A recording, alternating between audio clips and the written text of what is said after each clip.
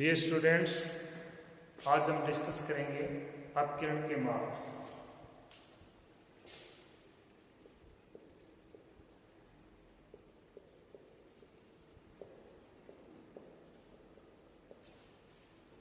Measures of dispersion.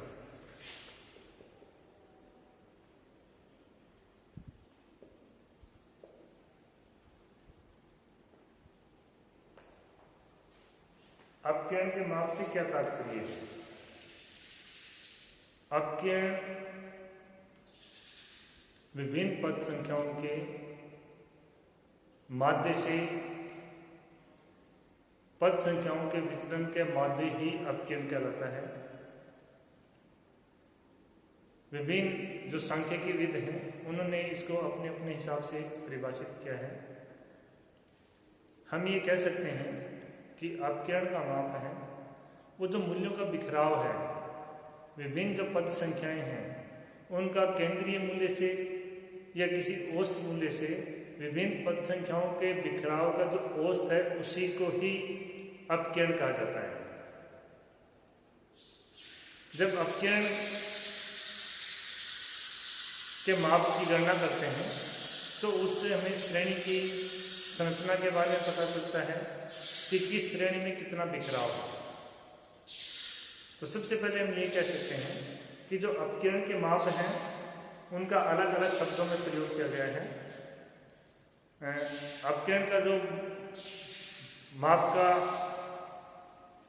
एक जो उपयोग किया गया है या ये कह सकते हैं कि जो प्राथमिक रूप से जिसका यूज करते हैं वो किसी भी श्रेणी का जो विस्तार होता है, मीन्स न्यूनतम मूल्य और उसका जो अधिकतम मूल्य होता है उससे उसको भी अपकिरण कहते हैं, जिसमें विस्तार, अंतर चतुर्थक विस्तार, शतमक विस्तार, ये सब उसके माप आते हैं। दूसरे माप में हम ये कह सकते हैं कि मीन डेविएशन, स्टैंडर्ड डेविएशन, माध्य विचलन, परिमाप विचलन, ये किसी भी जो पद संख्या है या ये किसी भी श्रेणी का जो माध्य है उससे उन पदों का कितना बिखराव है उसका माध्य ज्ञात करते हैं और फिर अपकिरण के माप ज्ञात करते हैं।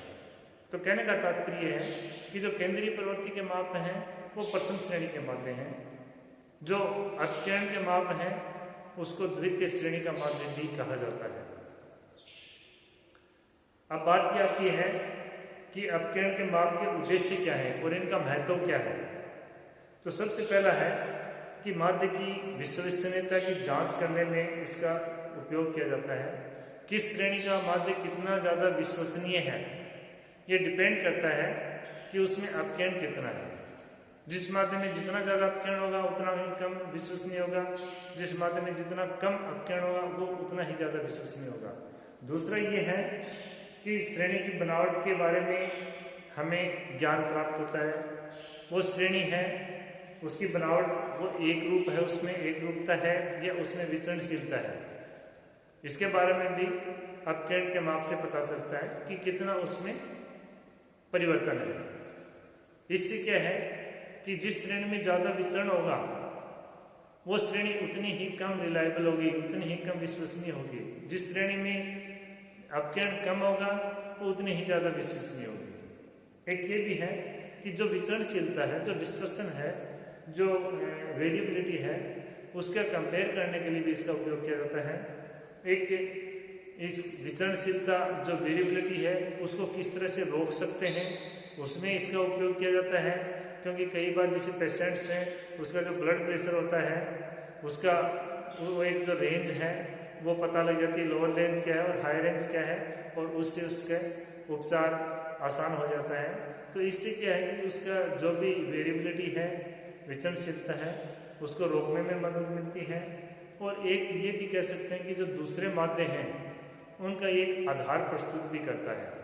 अपने कोरिलेशन निकालते हैं, अपने रिग्रेशन निकालते हैं, यानी सहसंबंध, प्रतिगमन, इसके अलावा परिकल्पना परीक्षण है, प्रश्न विश्लेषण है, इन सब में इसका उपयोग किया जाता है। अब अपकिरण माप करने की विधियां कौन कौन सी हैं?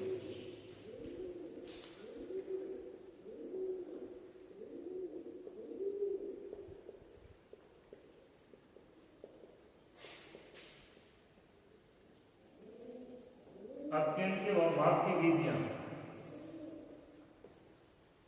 इसमें पहली है सीमा रीति,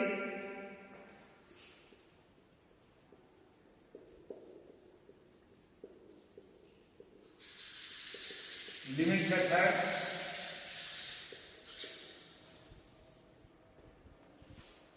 इसमें आएगा विस्तार,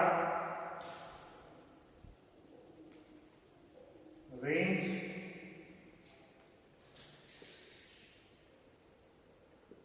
अंतर चतुर्थक विस्तार, इंटरक्वार्टाइल रेंज और शतवक विस्तार।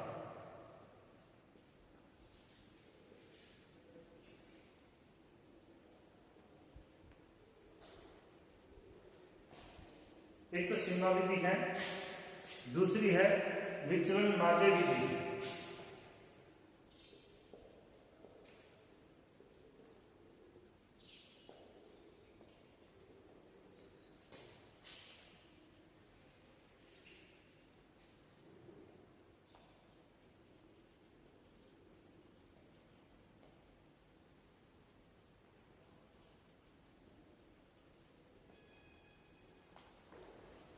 दूसरी है डेविएशन मीन मेथड्स।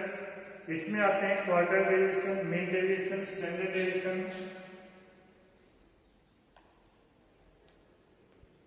परिमाप विचलन, माध्य विचलन, मीन डेविएशन और एक है इसमें स्टैंडर्ड डेविएशन।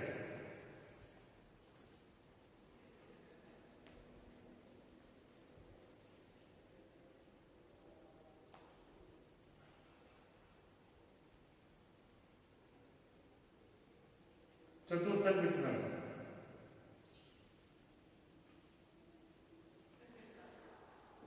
जो तीसरी विधि है वह बिंदु रेखीय विधि, ग्राफिक मेथड।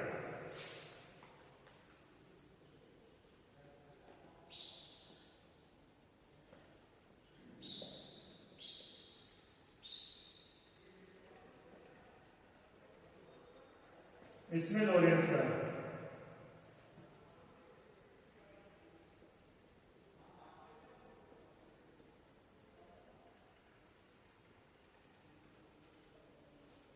इसमें लोरेंट्ज वक्र आता है।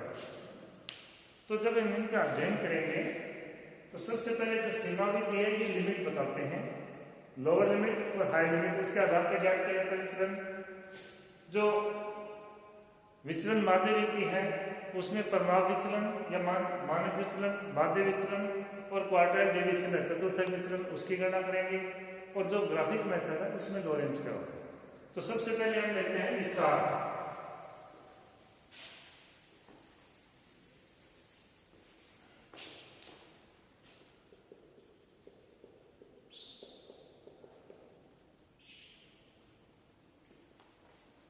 विस्तार से क्या तात्पर्य है? किसी श्रेणी के न्यूनतम मूल्य और उसके अधिकतम मूल्य का अंतर ही विस्तार कहलाता है। It is the difference between largest and smallest item. Range means L minus S। L या लार्जेस्ट आइटम है, S स्मॉलेस्ट आइटम है। सपोज उदाहरण के तौर पर एक श्रेणी है X 2, 5, 7, 12, 18, 20। जब इसका हम मूल्य निकालेंगे तो इसमें लार्जेस्ट आइटम 20 है, स्मॉलेस्ट आइटम 2 है। तो इसके जो रेंज है, विस्तार है L minus S 20 minus 2 18 means largest item और स्मॉलेस्ट आइटम के जो बीच में डिफरेंस है वो 18 है। तो इस तरह से रेंज याद करते हैं। कई बार जो सतत श्रेणी है उसमें जब हम रेंज याद करेंगे सतत श्रेणी में, कंटिन्यूस सीरीज में, तो उसमें दो तरह से कर सकते हैं। उदाहरण के तौर पर जैसे सतत श्रेणी है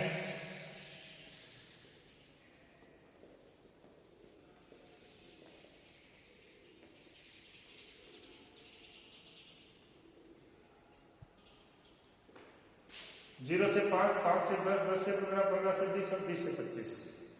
तो इसमें जो रेंज दो में तरीके से याद करते हैं। एक तो जो सबसे छोटा वर्ग है उसका न्यूनतम मूल्य और सबसे बड़े वर्ग का अधिकतम मूल्य का अंतर लिया जाता है। Means range L minus S 25 minus 0 25 आएगा। दूसरी विधि में क्या करते हैं, इनका मध्यमान ज्ञात किया जाता है। मीन्स इसका मिड वैल्यू ज्ञात करेंगे, x का 2.5, 7.5, 12.5, 17.5 और 22.5 और जो रेंज है वो होगी 22.5 माइनस 2.5। इन दोनों में डिफरेंस है। तो जो रेंज ज्ञात करते हैं वो दो तरीके से करते हैं। अब इसमें इसका जो सापेक्ष माप है, ये जो वैल्यू है ये निरपेक्ष माप है। किसी भी जो अपकेंद्र का माप है उसका जब हम सापेक्ष माप ज्ञात करेंगे तो जो मूल्य निरपेक्ष माप प्राप्त होता है उसको उसके माध्य से विभाजित करेंगे तो हमें सापेक्ष माप प्राप्त होगा। तो सापेक्ष माप क्या है रेंज का?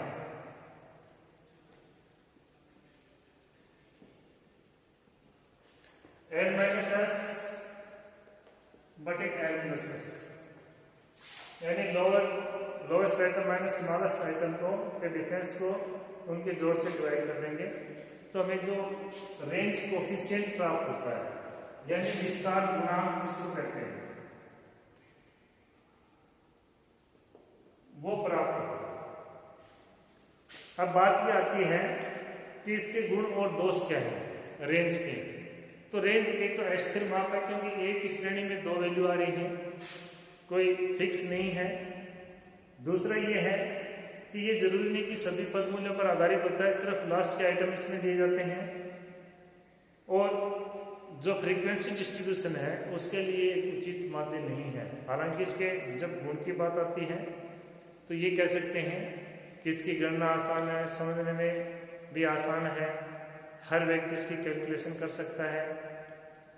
लेकिन इसके जो दोष देखते हुए इसका ज़्यादातर उपयोग नहीं किया जाता है। उसके बाद क्योंकि इसका उपयोग है वो सीमित क्षेत्रों में होता है, किस्म नियंत्रण, कई बार जो क्वालिटी कंट्रोल करना होता है उस टाइम विस्तार का उपयोग किया जाता है। नेक्स्ट है अंतर चतुर्थक विस्तार। सेकंड जो माप है वो है अंतर चतुर्थक विस्तार।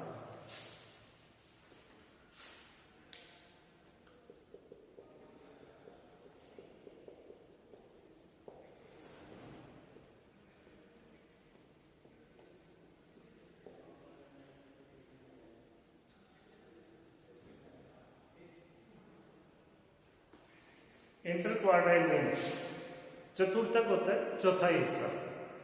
मीन्स सपोज कोई भी एक रोड है, इसको हम 4 भागों में डिवाइड करेंगे। पहले 2 भागों में डिवाइड करेंगे तो ये Q2 है, 2 बराबर भागों में तोड़ रहा है। इसको 4 भागों में ये Q1, Q2, Q3, इस तरह से ये क्वार्टाइल होते हैं। फर्स्ट क्वार्टाइल, सेकेंड क्वार्टाइल और थर्ड क्वार्टाइल। जब हम इंटर क्वार्टाइल रेंज निकालेंगे, अंतर चतुर्थक विस्तार निकालेंगे, तो जो इंटर क्वार्टाइल रेंज होती है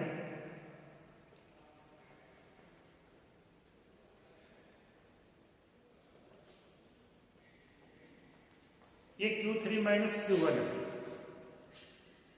थर्ड क्वार्टाइल और फर्स्ट क्वार्टाइल का जो डिफरेंस है उसे अंतर चतुर्थक विस्तार कहते हैं। अब हमें अंतर चतुर्थक विस्तार की जब गणना करनी होती है तो सबसे पहले श्रेणी के ये 2 मूल्य हैं Q3 और Q1 निकालेंगे और अंतर चतुर्थक विस्तार की गणना करेंगे। इसी तरह जब अंतर चतुर्थक विस्तार गुणांक ज्ञात करेंगे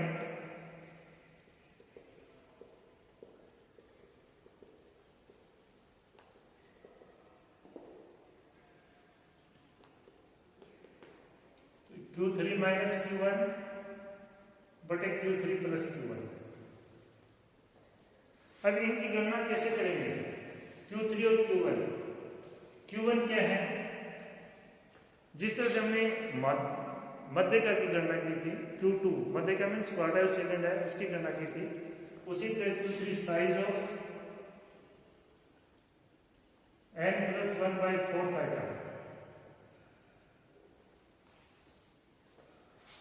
ये हमें Q3 प्राप्त होगा, Q1 प्राप्त होगा। Q3 है size of 3 n plus 1/4 item. तो इस तरह से हम दोनों उसका ज्ञात करके, क्योंकि जैसे मध्यका की गणना की थी उसी तरह हम इनकी गणना करेंगे Q1 Q3 की। अगर कंटिन्यूस सीरीज है तो उसमें क्वार्टाइल जो Q1 ज्ञात करेंगे, तो जो Q1 वर्ग प्राप्त होगा उसको हम फिर जो मध्यका में फॉर्मूला यूज किया था, सूत्र यूज किया था, उसकी सहायता से Q1 ज्ञात करेंगे और ठीक उसी तरह Q3 ज्ञात करेंगे। तो इस तरह से हमें जब Q3 और Q1 ज्ञात हो जाएंगे तो अंतः चतुर्थक विस्तार और उसके गुणांक की गणना कर सकते हैं। Thank you.